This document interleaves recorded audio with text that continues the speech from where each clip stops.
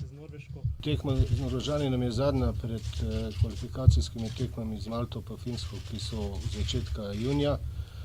Zdaj mi smo iskali, ko smo dobili to skupino, eno tekmo v februarju, dobili podobnega nasprotnika kot Skandinavca, pač kot je Finska pa Švedska. Imeli smo srečo, da smo dobili Norvežane. Po dogovoru z selektorjem ni Krhina pa Harisa.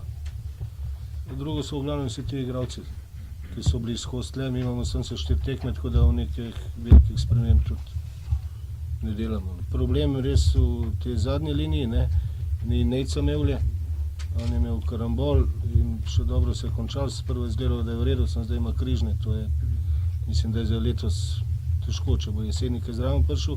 Delemeja se je vrnil, tu sta 2 štoperja, ki sta začela pa igrala tekme, je spet ima artroskopijo meniskosa, da je zunaj, in Mitrović v Bologni ima čuden status.